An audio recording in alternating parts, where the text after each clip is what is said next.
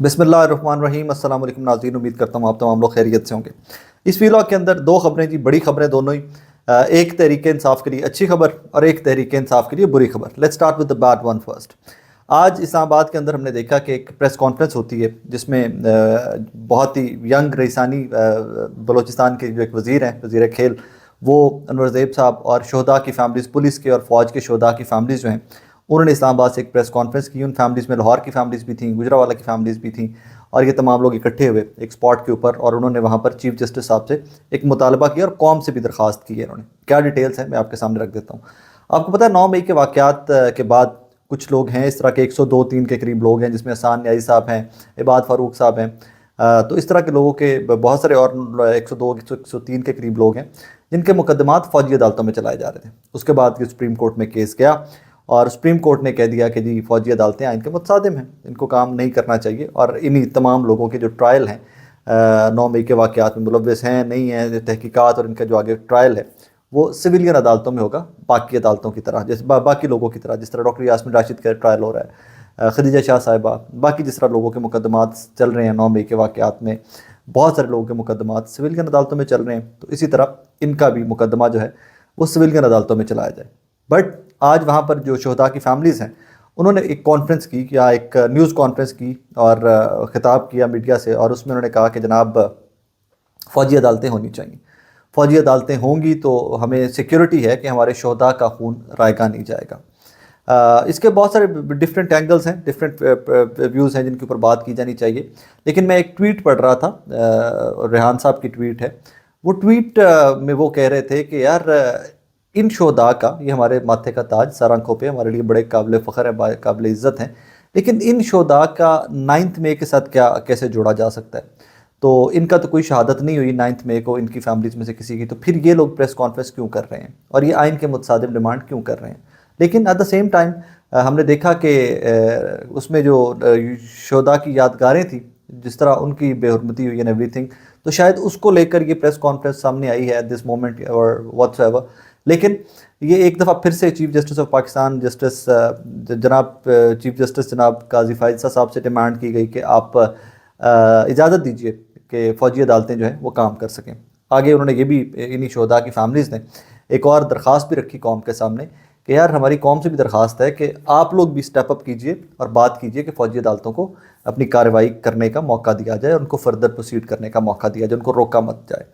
इस पर हमने माजी में भी देखा है, रिसेंट पास्ट के अंदर भी, जब ये सुप्रीम कोर्ट का हुक्मनामा आया तो उसके बाद हमने देखा कि काफ़ी सारे पॉलिटिशियंस हैं जिनकी भी स्टेटमेंट्स आई कि जनाब फ़ौजी अदालतों को काम करना चाहिए। इवन हमारे अपने केयर टेकर प्राइम मिनिस्टर जो हैं काकड़ साहब, वो भी इसी व्यू के हैं कि फ़ौजी अदालतों को काम करना चाहिए। यहाँ तक कि मैंने माजी में कुछ दिन पहले पढ़ रहा था तो एक हमारे कुछ स्टेटमेंट्स इस किस्म की मेरी नज़र से गुजरी कि लोगों ने रेफरेंसेस दिए हुए थे कि फ़लाँ मुल्क के अंदर या काफ़ी सारे और ममालिक हैं दुनिया के जहाँ पर फ़ौजी अदालतें काम कर रही हैं, सो पाकिस्तान के अंदर भी इजाज़त होनी चाहिए।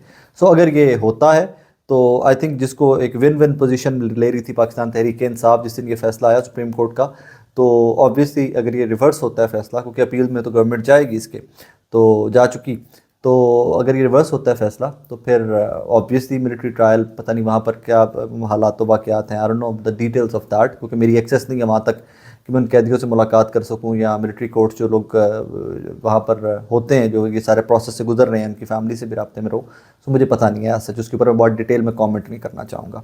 लेकिन it's a bad news for PTI workers जो 9 मई में पकड़े गए हैं 102-3 के करीब, और सो फार आई थिंक उनको सिविलियन अदालतों के अंदर उनके ट्रायल स्टार्ट नहीं हुए, तो चांसेस आर के पुश बैक किया जा रहा है कि किसी तरह से मिलिट्री कोर्ट्स में उनका ट्रायल रखा जाए और उनको इजाज़त मिल जाए मिलिट्री कोर्ट्स को कंटिन्यू करने की। अगली खबर अच्छी खबर है।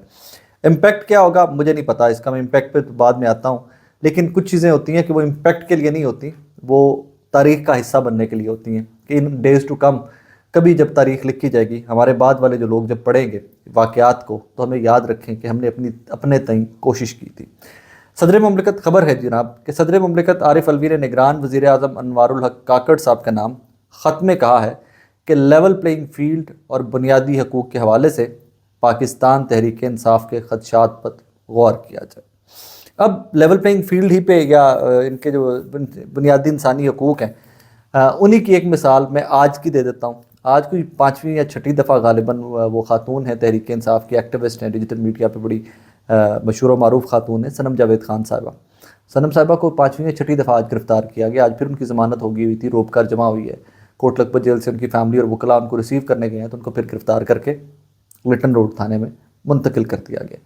خواتین کے ساتھ اس طرح کا برتاؤ, پولیٹیکل خواتین کے ساتھ بھی اس قسم کا برتاؤ ماضی میں ہم نے نہیں دیکھا کہ ملٹیپل کیسز میں ایک کے بعد ایک میں گرفتاریاں ہوتی جائیں. تو انسانی بنیادی حقوق یا تحریک انصاف کے ورکر کے بنیادی حقوق کی دھجیاں کس طرح اڑائی جا رہی ہیں, سب سے بہتر مثال آپ کو ایک یہی مل جاتی ہے. اس کے بعد خدیجہ شاہ صاحبہ ہیں, عالیہ حمزہ صاحبہ ہیں, طیبہ راجہ صاحبہ ہیں, ڈاکٹر یاسمین راشد صاحبہ ہیں. یاسمین راشد صاحبہ کو اور عالیہ حمزہ صاحبہ کو بھی چلیں آپ تھوڑا سا سائڈ پہ رکھ لیجئے کہ وہ پارلیمنٹیرینز تھیں, ایک صوبائی وزیر رہ چکی تھیں, ایک وفاق میں پارلیمانی سیکرٹری تھی عالیہ حمزہ صاحبہ.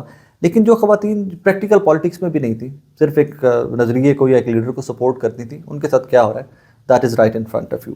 اب اس خط میں انہوں نے جناب یہ بھی کہا ہے کہ جو ایک خط لکھا گیا تھا ان کے سیکرٹری جنرل جو ہیں, آرٹیکل 41 کا ریفرنس دیا ہے انہوں نے صدر نے, اور اس پہ کہا ہے کہ جناب تحریک انصاف کے الزامات کا آپ کو خط بھی ارسال کر رہا ہوں کہ جو وہ کہتے ہیں کہ سیاسی وابستگیاں رکھنے والے افراد کی جبری گمشدگیوں اور میڈیا پر بڑھتے واقعات پر بحث, اس طرح کی وفاداریاں, لوگوں کی سیاسی وابستگی اور وفاداریاں بدل جانے پر ایسے واقعات تشویش کا باعث بنتے ہیں. خواتین سیاسی ورکرز کی طویل نظر بندی یا عدالت کی جانب سے ریلیف کے بعد بار بار دوبارہ گرفتاریاں معاملے کو مزید حساس بنا دیتی ہیں. یہ صدر مملکت نے لکھا ہے.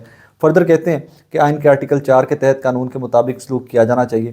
ہر شہری کا ناقابل تنسیق حق ہے کہ آئین کے آرٹیکل 17 کے تحت سیاسی جماعت کی رکنیت یا تنظیم سازی کرنا ہر شہری کا حق ہے. آئین کا آرٹیکل 19 ہر شہری کو آزادی اظہار رائے کے ساتھ پریس کا حق دیتا ہے.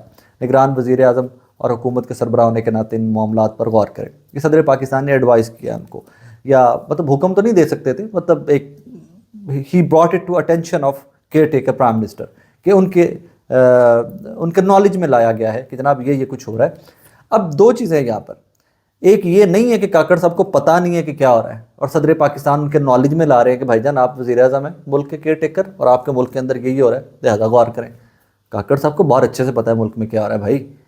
ہی knows everything, he is caretaker of prime minister of the country. ان کو ساری ایجنسیز رپورٹ کرتی ہیں, ڈیلی کی رپورٹیں جاری ہوتی ہیں کہ یہ ہوا یہ ہوا یہ ہوا, every thing is in his knowledge.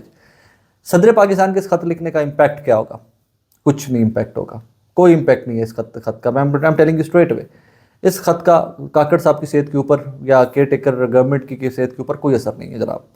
ایک ضرور ہے کہ یہ خط تاریخ کا حصہ ضرور بن گیا کہ 8 نومبر کو جناب والا صدر پاکستان, جو اس زمانے کے صدر پاکستان تھے ڈاکٹر عارف الوی, انہوں نے اس زمانے کے کیئر ٹیکر پرائم منسٹر کو خط لکھا تھا کہ جناب آپ کے دور اقتدار میں انسانی حقوق کی خلاف ورزیاں ہو رہی ہیں. یہ اس طرح کی چیزوں کو اگنور اس لیے زیادہ نہیں کیا جا سکتا کہ یہ ہسٹری میں یاد رکھی جاتی ہیں. آئی ڈونٹ نو کہ کاکڑ صاحب ویسے پڑھے لکھے آدمی ہیں, دلیل سے بات کرنا کہ کیا لوگوں میں سے لگتے ہیں ایک, مجھے نہیں پتا کہ کاکڑ صاحب اپنے آپ کو کن الفاظ میں چاہتے ہیں کہ مجھے یاد رکھا جائے in the history, in days to come, کہ جب یہ سارا کچھ پنے تاریخ کے جب الٹے جائیں تو ان کو کن الفاظ میں یاد رکھا جائے مجھے نہیں پتا.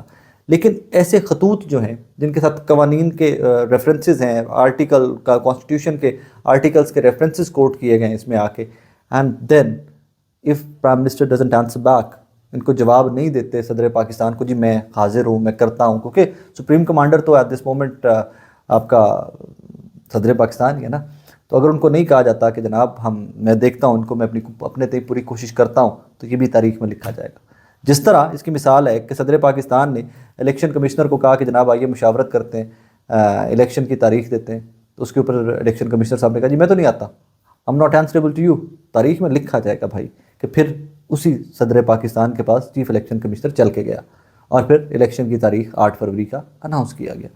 یہ امپیکٹ تاریخ میں آئے گا ان چیزوں کا, اور یہ بہت برا امپیکٹ آئے گا. آج بھی آپ ضیاء صاحب کی تاریخ پڑھتے ہیں, ایوب صاحب کی تاریخ پڑھتے ہیں, مشرف صاحب کی تاریخ پڑھتے ہیں, یحییٰ صاحب کی تاریخ پڑھتے ہیں, تو کیسے پڑھتے ہیں لوگ مجھے نہیں یاد پڑتا, یا مجھے نہیں لگتا کہ میں کسی بھی ایسے شخص سے ملا ہوں جو مجھے کہے کہ جی واو اٹ واز گلوریس ٹائم. ہاں لوگ کہتے ہیں کہ حالات بہتر تھے, روٹی سستی تھی, لیکن عامر تھے یار, ڈکٹیٹر تھے, صرف اس لیے کہ وہ تاریخ میں لکھ دیا گیا تھا کہ یہ ڈکٹیٹر ہے. یہی مظالم یا یہی جو ناانصافیاں ہیں. میں ایک چیز بار بار کہتا ہوں اور پھر آج کہہ رہا ہوں, جو کسی بھی غلط چیز میں انوالو ہے اس کو سزا دیجیے, قانون اور آئین کے مطابق سزا دیجیے.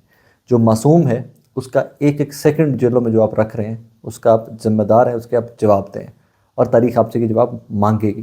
ان لوگوں نے باہر آ جانا ایونچولی, یہ آپ سے بار بار بار بار اپنی حق تلفی کا جواب مانگیں گے اور آپ کو جواب دینا پڑے گا ایٹ سم پوائنٹ. پھر وہی بات کہ جناب یہ چیزیں ساری تاریخ میں ڈاکیومنٹ ہو رہی ہیں. Eventually you will be answerable to history and generations to come. اپنا بہت سارا خیال رکھیے گا ناظرین, دعا میں یاد رکھیے گا.